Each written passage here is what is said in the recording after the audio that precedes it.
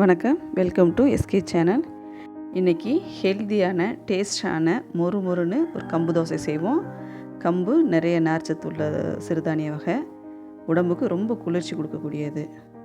இந்த தோசைக்கு முதல்ல கம்பை நல்லா வெயிலில் காய வச்சுட்டு தூசியெல்லாம் புடைச்சி எடுத்து வச்சுருக்கேன். இந்த உலக்கு 200 கிராம் உலக்கு, இதில் ஒரு உலக்கு கம்பு எடுத்துப்போம்.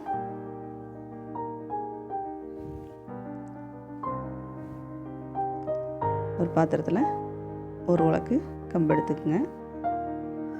ஒரு உலக்கு இட்லி அரிசி எடுத்துப்போம். இது கூட ஒரு உலக்கு பச்சரிசி சேர்த்துப்போம். பெரும்பாலும் தோசைக்கு எப்போவுமே பச்சரிசி சேர்த்து செய்யும்போது நல்லா மொறுன்னு நல்லாயிருக்கும். இப்போ இந்த உலக்கில் 3/4 உலக்கு உளுந்தம் பருப்பு எடுத்துக்கோங்க. நான் வெள்ளை உளுந்து சேர்த்துருக்கேன். இதே டைமில் கருப்பு உளுந்து கூட சேர்த்துக்கலாம், அதுவும் நல்லாயிருக்கும்.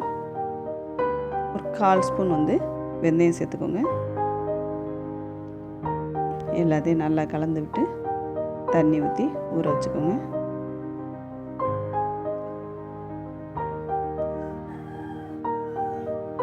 நல்லா வாஷ் பண்ணணும். ஏன்னா நிறைய அழுக்கு இருக்கும், கம்பில் நிறைய அழுக்கு இருக்கும். இந்த பாருங்கள் எவ்வளோ அழுக்கு இருக்குன்னு, தண்ணியே கலரை மாறிடுச்சு பார்த்தீங்களா.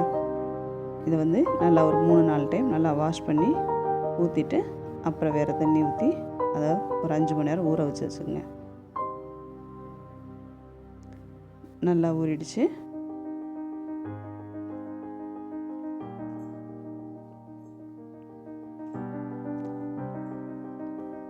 இது கூட 1 ஸ்பூன் உப்பு சேர்த்துட்டு அரைச்சி எடுத்துக்கலாம். நான் கிரைண்டரில் அரைச்சி எடுத்துருக்கேன், நீங்கள் மிக்சியில் கூட அரைச்சிக்கலாம். இப்போ ஒரு 4 மணி நேரம் புளிக்கட்டும். இந்த மாவு ரொம்ப நேரம் புளிக்க விடக்கூடாது, ஏன்னா கம்பு சேர்க்கறதுனால சட்டுன்னு புளிச்சிரும்.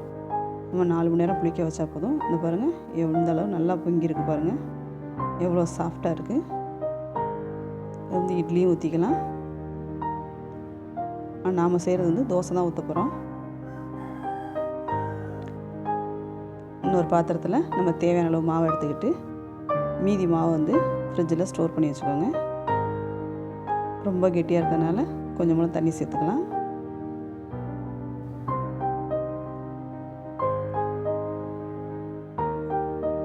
அதே போல் ஸ்டோர் பண்ண மாவு 2-3 நாளைக்கெலாம் வச்சுக்க வேண்டாம், ஏன்னா அதிகமாக புளிப்பு கொடுத்துரும். 1 நாள் 2 நாள் வச்சுக்கலாம். இப்போ இந்த தோசைக்கு நம்ம கார சட்னி செய்வோம். அதுக்கு ஒரு 10 வரமிளகா சேர்த்துருக்கேன். ஒரு 2 தக்காளி நல்லா பழுத்த பழமாக எடுத்து கட் பண்ணி போட்டிருக்கேன். 10 வெள்ளைப்பூடி சேர்த்துக்கோங்க. 1 ஸ்பூன் உப்பு சேர்த்துக்கோங்க. இதை பச்சையாகவே நல்லா அரைச்சி எடுத்துக்கோங்க. ரொம்ப நைஸாக பேஸ்ட் மாதிரி வர வேண்டாம், கொஞ்சம் குறன்னு இருக்கணும்.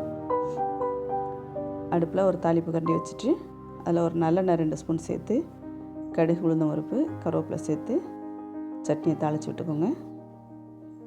மேலாப்பில் 1 ஸ்பூன் நல்லெண்ணெய் சேர்த்து ஒரு கொதி விட்டால் போதும், ரொம்ப நேரம்லாம் கொதிக்க வேண்டாம்.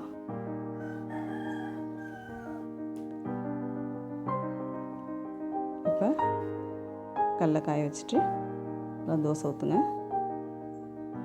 மாவு நல்லா பக்குவமாக இருந்தால் தாங்க இந்த மாதிரி வரி வரியாக தோசை ஊற்ற வரும், இல்லைனா தோசை ஊற்ற வராது. இப்போ இதில் நல்லெண்ணெய் தான் சேர்க்குறேன்.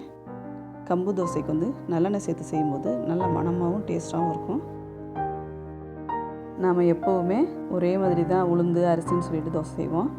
இந்த மாதிரி ஒரு டைம் வித்தியாசமாக செஞ்சு பாருங்கள். நீங்களும் இதே போல் ட்ரை பண்ணி பாருங்கள். கம்போட டேஸ்ட்டும் அந்த நல்லெண்ணெயோட ஸ்மெல்லும் ரொம்ப பிடிச்சி போயிடும் உங்களுக்கு. இப்போ அடிக்கடி செய்ய ஆரம்பிச்சிருவீங்க. கம்பு தோசையும் கார சட்னியும் ரெடி ஆயிடுச்சு. நம்ம சேனலை லைக் பண்ணுங்கள், ஷேர் பண்ணுங்கள், சப்ஸ்கிரைப் பண்ணுங்கள். தேங்க்யூ.